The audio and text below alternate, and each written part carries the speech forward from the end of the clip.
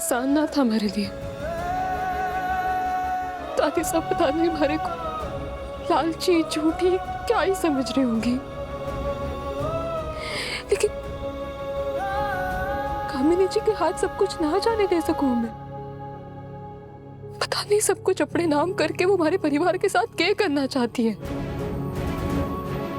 वेद साहब, हमारे को सच में जमीन जायदाद पैसे किसी भी चीज से कोई लेना। सरू, मुझे पता है, मैं जानता हूं तुम कौन हो और क्या हो, मुझे मालूम है। और तुम जो भी हो ना, तुम्हारे वेद साहब को बहुत गर्व है तुम पर। हमेशा जो तुमने किया ना, सबके बस की बात नहीं होती। लेकिन ये बात भूलना मत कि ये तुम्हारा सिर्फ पहला ही कदम है। कहावत है अनिका कि राजा की जान उसके तोते में थी, वैसे ही सरू की जान इस परिवार में है। अब हम तोते के गला दबाएंगे और इस परिवार में सबको इतना परेशान करेंगे ना कि सरू खुद ब खुद टूट जाएगी। अब ये छोटा मोटा खेल नहीं, सामने बड़ी लड़ाई है, अपने दिमाग से और दाव से।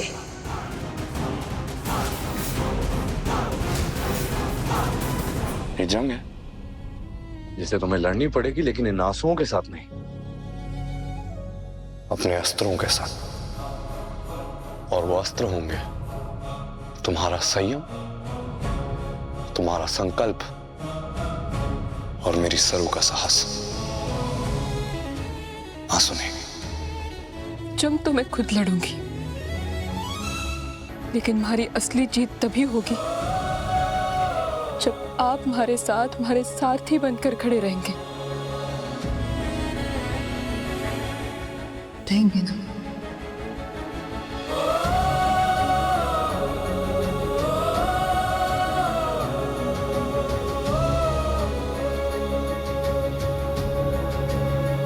जहां जहां सरू खड़ी होगी ना, उसके वेद से हमेशा उसके पीछे पाए जाएंगे, हमेशा।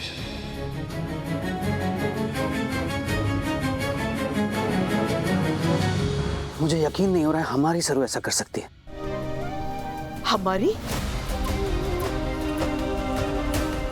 हमारी कह के तो इतनी बड़ी गलती की है हमने, विश्वासघात किया है उस चोरी ने, इतना बड़ा धोखा दिया है। चंद्रू मारे को उस चोरी का नाम तक नहीं सुनना है। दादी, दादी, आप प्लीज रोइए मत। कभी कभी इंसान को पहचानने में गलती हो जाती है। और वो सरू, वो तो मुझे ऑलवेज गड़बड़ लगती थी। उसका प्यार, उसकी अच्छाई सब एक नाटक था। और आज जो उसने आपको इतना हर्ट किया है, मुझे बिल्कुल अच्छा नहीं लगा। इसीलिए मैंने कुछ डिसाइड किया है। कॉलेज के पेपर्स, बजाज एम्पायर की 80% प्रॉपर्टी सरू के नाम है और 20% कॉलेज, वो तो मेरे नाम था ना। मैं आपको वापस देना चाहती हूँ। अनिका,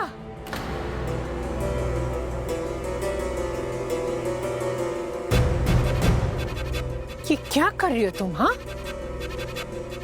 कल रात जब तुमने सोचा था अन्नपूर्णा का पेपर्स वापस काटेगा, तभी मैंने तुम्हें मना किया था ना, फिर भी तुम वापस कर रही हो। वो मनोज सरू ने तो सब कुछ हड़प ही लिया है, तुम्हारे पास सिर्फ ये था।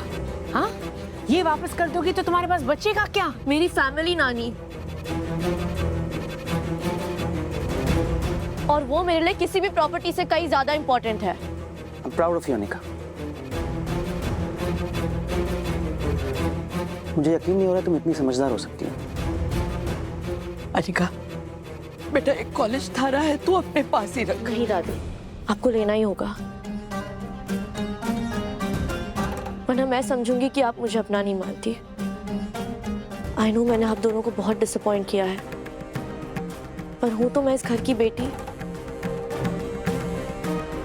और सरू ने जो आपकी इतनी इंसल्ट किया, I really didn't like it. मैं बस आपका मान बढ़ाना चाहती हूँ दादी। प्लीज।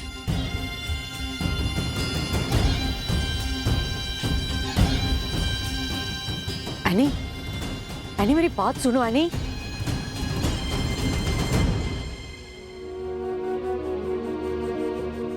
देखा चंद्रू, आखिर अपना खून अपना होता है। जिसे अपना समझकर गले लगाया, उसने इतनी बड़ी चोट दे दी। और जिस अनिका को गलत समझा, उसी ने तो दवा लगा दी।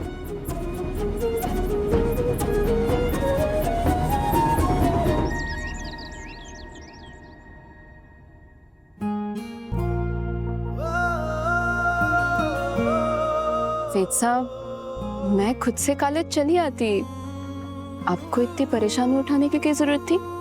नहीं, कॉलेज तो मुझे आना ही था ना सर। कल्चरल कमेटी का कुछ काम था तो आना ही था।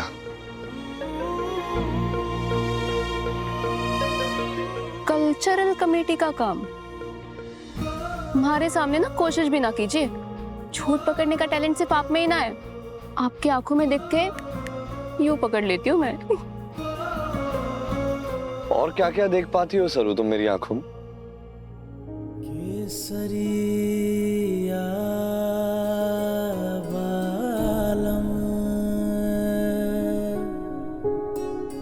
जज्बात पढ़ पाती हो? केसरिया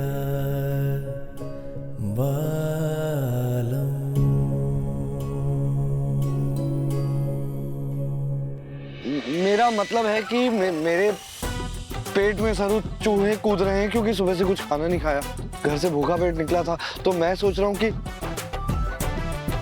यहाँ कॉलेज के बाहर एक छोटी सी चाय की टपरी है, अगर तुम वहां मेरे साथ बन मस्का खा लो। बन मस्का? चले? चल।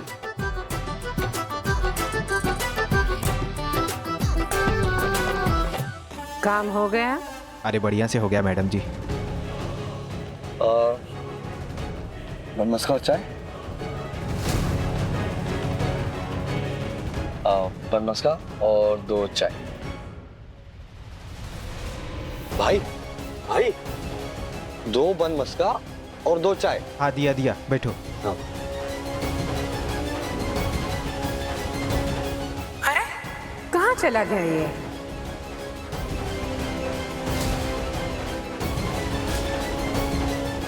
ये आवाज तो जानी पहचानी लगे है।